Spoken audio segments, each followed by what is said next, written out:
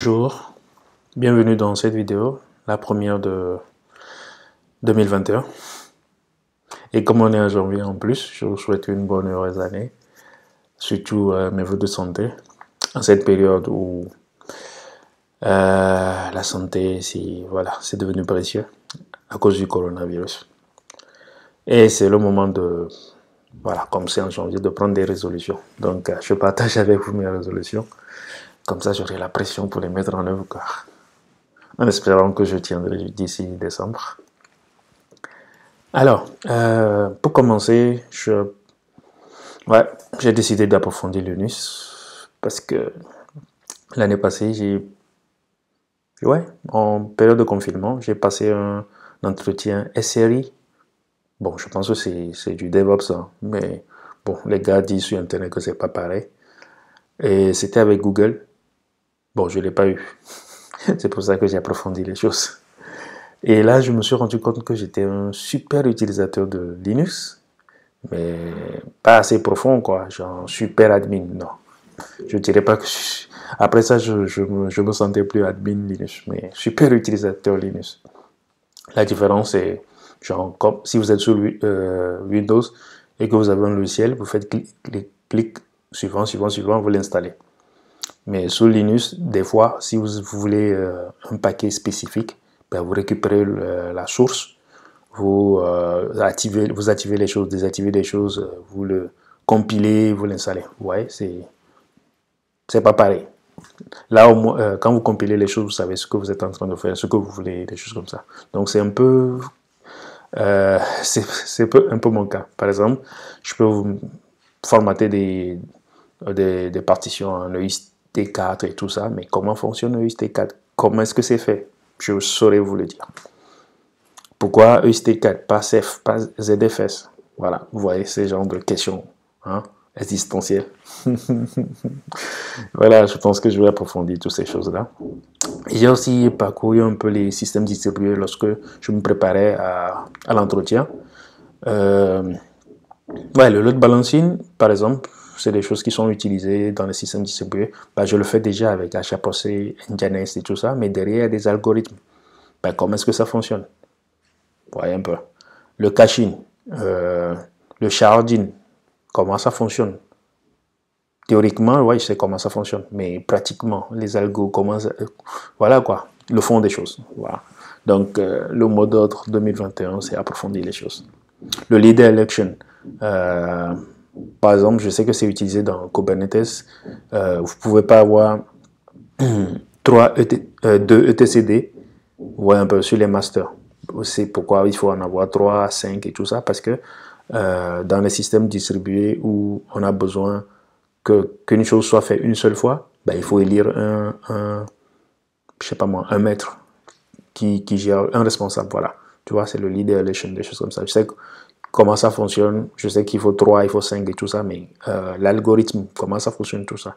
Donc l'idée, je vais approfondir ça, développer une application, je mettrai plusieurs instances pour que il y ait un qui soit le leader. Voilà, histoire de comprendre comment ça marche, quoi, des choses comme ça.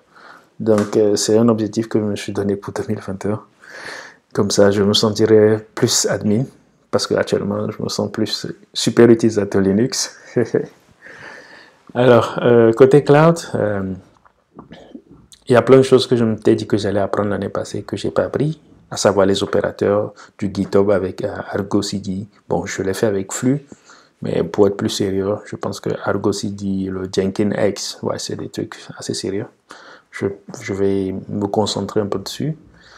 Je vais voir si les services mesh, même si c'est un peu compliqué, la façon dont... Voilà, ici, il est simplifié maintenant, donc je pense que je vais aller le voir. Et en plus de ça, je vais regarder le K3S. C'est une version light de Kubernetes que Rancher a créé et qui est, qui respecte les mêmes standards et qu'un gars utilise, un gars que je connais sur Twitter, utilise pour du Raspberry Pi. Donc j'ai un Raspberry Pi, donc je pense que c'est pour m'amuser, quoi. C'est sur mon côté bricolage. Donc il a fait des trucs sympas que j'aimerais reproduire aussi. Voilà. Oui, c'est avec ça qu'il fait le FAS. Surtout avec l'OpenFAS, donc je pense que je vais m'amuser à faire ça. Et Creo c'est obligatoire pour moi parce que Kubernetes, il privilégie Creo comme runtime. Voilà. Les OpenShift, les versions d'OpenShift que je connais, la 4 et tout ça, là, ça c'est le runtime, c'est Creo. Donc, il y a de quoi bosser dessus, quoi. Donc, je vais aussi approfondir mes connaissances Kubernetes en faisant le parcours CKA. Le CKA, c'est l'admin, la certification admin Kubernetes. Actuellement, j'ai la certification Application Developer. Mais le CKA permet d'aller au fond des choses. Et comme le mot d'ordre de 2021, que j'ai essayé d'approfondir les choses, je vais faire ce parcours. Pareil pour AWS, j'utilise plein de composants d'AWS, les EC2, les security group, des trucs comme ça. Maintenant, il faut que je l'approfondisse en suivant le parcours DevOps. Et pourquoi pas me certifier si je fais bien tous ces trucs-là. Alors, le monitoring aussi, c'est un sujet que je me suis dit que je dois approfondir. Parce que je le fais déjà avec ELK, mais je suis pas bon pour créer les dashboards. Alors que bon, si tu crées pas les dashboards, tu as les données, mais bon, tu t'en sais pas. C'est comme si j'étais assis sur une mine d'or, quoi. Donc, c'est le sentiment que j'ai aussi. Il faut que je l'approfondisse. Et dans Kubernetes, le monitoring, c'est faire du Prometheus, Grafana, Alert Manager. Approfondissement. Ah, j'ai appris un truc récemment. Je suis une chaîne YouTube là, de AJ+, je crois, où il y a un gars, Abdel. Chaque fois, il trouve le moyen de dire aux gens d'aller s'abonner et de souscrire. Donc moi, comme je suis pas aussi inspiré que lui, moi je vais mettre maintenant des choses comme ça, faire un break pour vous dire d'aller vous abonner, quoi. Donc toi qui es en train de me suivre, si tu n'es pas abonné à la chaîne, va t'abonner, quoi. Bon, ok, c'est parti. Alors la première partie, tout ce que je viens de dire, c'est pour me renforcer moi-même. Mais j'ai plein de connaissances que je bon, qu'il faut partager avec la communauté. Donc, je fais comme mes experts, Elias et tout ça. Bah, je vais organiser des formations au cours de cette année sur la base de Kubernetes. Et après, comment facilement utiliser cette base sur Rancher, OpenShift pour pouvoir pour amoindrir la courbe d'apprentissage de Kubernetes parce que bon, elle est bien, voilà quoi. Donc, une fois que vous saurez comment utiliser ces concepts que vous avez appris sur du Rancher, du OpenShift, bah, peut-être on pourra aller, comment disent les francophones? Bon, les anglophones, deep dive. On peut voilà, rentrer en profondeur de ces bases-là et aller dans un terminal faire les choses et tout. Bon, la formation sur la base sera théorique, mais il y aura un peu de pratique pour déployer des choses, mais bon, voilà, ça restera là, quoi, un peu. Et j'ajouterai d'autres formations au fur et à mesure, ça dépend de comment se passent les choses. Bon, Ansible, Jenkins, Elasticsearch, bon, plein de trucs. Mais bon, là, je le mets comme ça, j'aurai la pression de le faire parce que ça fait partie des objectifs. Et comme j'ai mis une vidéo, bah, voilà quoi, ça me mettra la pression. IoT, c'est mon côté bricoleur. L'année passée, j'avais commencé à mettre en place un système d'arrosage automatique de mes plantes sur mon balcon. J'avais rencontré un problème. Ouais, cette année, il faut que je lève le problème et que j'avance et tout. Et ce qui est sympa aussi, c'est qu'avec tout ce que j'ai, je peux mettre en place un réseau LoRa. Le réseau LoRa, c'est voilà, ces choses-là qui ont poussé les opérateurs 5G à mettre de l'IoT dans leur truc parce qu'ils étaient en retard par rapport à l'IoT. Les gens ont créé des réseaux. Il y a LoRa, il y en a plein. J'ai oublié le reste. Mais LoRa, c'était celui qui m'a plus intéressé. Voilà, parce que tu peux collecter les trucs, il y a les application servers, tout ça. Et moi, par exemple, je fais le K3S pour pouvoir après collecter les logs de mes capteurs et tout ça, le mettre dans le cloud sur du OpenFast. Voilà quoi. Tout ça, c'est lié un peu.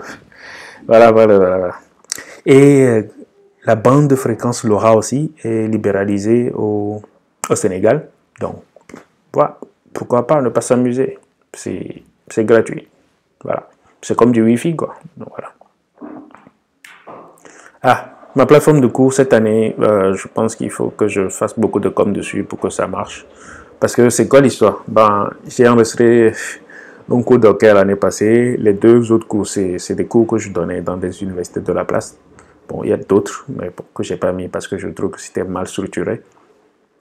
Le truc, c'est que j'avais un hébergeur qui était assez sympa en termes de prix et de performance. Ouais, la qualité, le rapport était bon. Mais après, en fin d'année, ben, il a fermé. Il a fermé. Je ne sais pas si c'est Corona qu'il a eu ou bien il a été racheté, je ne sais plus trop. Et depuis lors, j'ai migré sur OVH. La performance n'y est pas du tout. Du coup, j'ai pris un petit serveur sur lequel j'ai déployé avec mes compétences de super, pas admin, super utilisateur Linux. J'ai mis en place un environnement sympa où tout fonctionne nickel, c'est assez rapide et tout. Mais le contre-coup, c'est que ben, tous les mois, il faut payer un serveur. Donc, il faut que je vende les coûts. Si je ne vends pas les coûts, bon, ça ne va pas le faire, quoi. À mesure que vous me fassiez des dons pour payer les serveurs, ben, ça ne va pas le faire. Du coup, j'ai pensé à faire hébergement mutualisé. Donc, j'ai eu une offre de 2000, de 5000, de 7500. Après, je vous présenterai ça dans une autre vidéo. Comme ça, vous venez, vous héberger vos applications.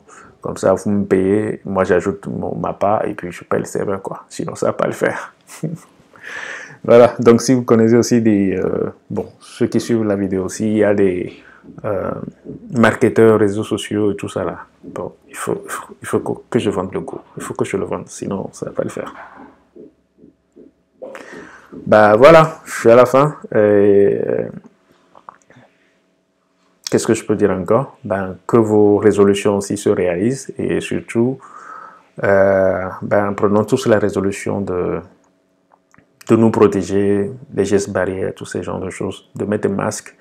Ben, c'est compliqué, on n'était pas habitué à ça, mais des masques, se laver les mains régulièrement, bon, ça fait plein de contraintes, ne plus se rassembler, bon, on n'était pas habitué à ça, mais bon, c'est là où on en est actuellement avec le corona, et c'est ce qui nous permet de nous protéger, de protéger nos proches.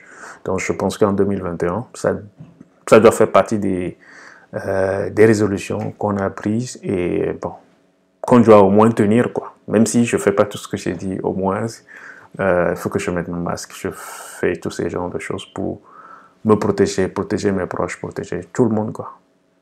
Donc voilà. Donc j'ai oublié de dire quelque chose pour la formation. Je mettrai en commentaire un lien pour que les gens s'inscrivent. Et voilà, on va se retrouver sur Discord. J'ai fait un tour dessus tout à l'heure, c'était assez sympa. C'est là où on fera les formations. Donc je mettrai un lien, vous mettez votre nom, prénom, un formulaire, hein, vous allez remplir, comme ça je saurai ceux qui sont intéressés par la formation, pour les inviter sur Discord à intégrer voilà, un serveur pour qu'on puisse dérouler la formation, et je vous reviendrai avec plus d'informations dans d'autres vidéos. Voilà, merci, à plus.